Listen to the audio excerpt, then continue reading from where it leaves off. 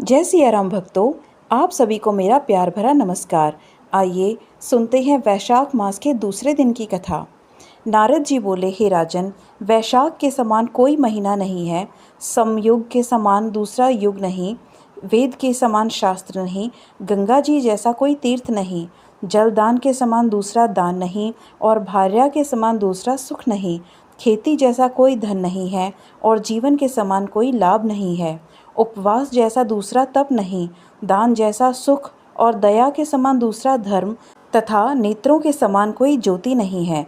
भोजन के समान कोई तृप्ति, खेती के समान कोई व्यापार, धर्म के समान कोई हितकारी मित्र नहीं है, और सत्य के समान कोई यश नहीं है। आरोग्य समान कोई हर्ष, केशव के समान कोई रक्षक, माधव के तुल्य संसार में कोई पवित्र नहीं है। ऐसा परमोत्तम वैशाख मास शेषशय्या भगवान को सदा प्यारा है। भगवान के प्यारे इस महीने को जो लोग बिना व्रत किए व्यतीत करते हैं, वह धर्महीन होकर शीघ्र ही पशु योनि पाते हैं।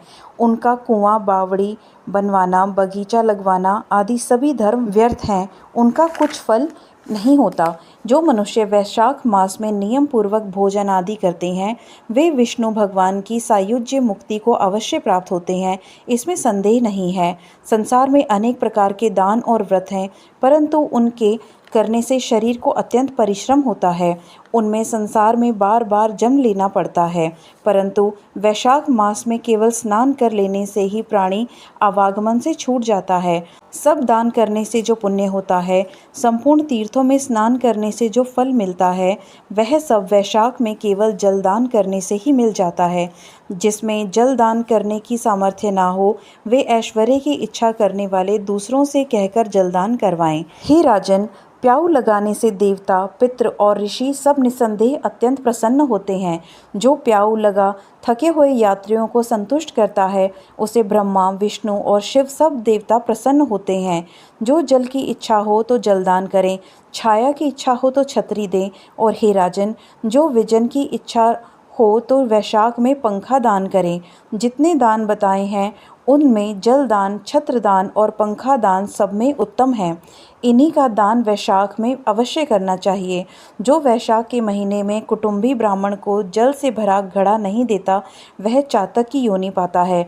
जो प्यासे महात्मा को शीतल जल पिलाता है, उसे हे राजेंद्र 100 राजसूय यज्ञ करने का फल मिलता है। जो धूप, परिश्रम और पसीने से युक्त ब्राह्मण को पंखा से हवा करता है, वह सब पापों से रहित हो गरुड़ के समान हो जाता है। जो मनुष्य वैशाख में ब्राह्मण को पंखा नहीं देता, वह अनेक प्रकार के वात रोगों से पीड़ित हो नरक भोगता है। जो थके ब्राह्मण की वस्त्र से हवा करता है, वह सब पापों से छूट विष्णु भगवान की सायुज्य मुक्ति पाता है। जो शुद्ध मन से ताड़ का पंखा दान करते हैं, वे सब पापों से छूट विष्णु लोक को जाते हैं। तुरंत श्रम दूर करने वाले पंखे का दान नहीं करने वाले अनेक प्रकार की यातनाएं भोगकर संसार में पापी होते हैं। हे राजेंद्र, आध्यात्मिक दुख की शांति के निमित्त वैशाख मास में छत्री दान करना चाहिए। जो मनुष्य विष्णु भगवान के प्यारे इस वैशाख मास में छत्री दान नहीं करते, उनको कहीं छाया नहीं मिलती और वे महाक्रूर पिशाच बन पृथ्वी पर घूमते हैं। वैशाख में जो खड़ाऊ दान करते हैं, वे यमदूतों का तिरस्कार कर विष्णु लोक को जाते हैं। जो वैशाख मास में जूता दान करते हैं, उन्हें नरक की यातना नहीं भोगनी पड़ती, ना उसे संसार के दुख सताते हैं। ब्राह्मण की याचना करने पर खड़ाऊ दान करने वाला पृथ्वी पर करोड़ों जन्म तक राजा होता है। जो मार्ग में श्रम को दूर करने के लिए स्थान बनवाता है, उनका फल वर्णन करने में ब्रह्मा भी असमर्थ हैं। दोपहर का जो कोई अतिथि या ब्राह्मण मिले, उसको भोजन कराने का फल ब्रह्मा जी भी वर्णन नहीं कर सकते। हे राजन, अन्नदान मनुष्य को तत्काल तृप्ति करने वाला है। संसार में अन्नदान के समान कोई दूसरा दान नहीं है। जो मनुष्य मार्ग में थके हुए ब्राह्मणों को आसरा देता है, उसके पुण्य करने की ब्रह्मा में सामर्थ्य नहीं है। भूखे मनुष्य को स्त्री, पुत्र, घर, वस्त्र, अलंकार, आभूषण कुछ भी अच्छे नहीं लगते। पेट भरने पर ही सब अच्छे लगते हैं। इसलिए अन्नदान के समान ना कुछ हुआ है, ना आगे होगा। जो वैशाख में थके हुए ब्राह्मण को अन्नदान नहीं देता, वह पिशाच बनकर पृथ्वी पर अपना ही मांस खाता फिरता है। इसलिए ब्राह्मण को यथाशक्ति अन्नदान देना उचित है।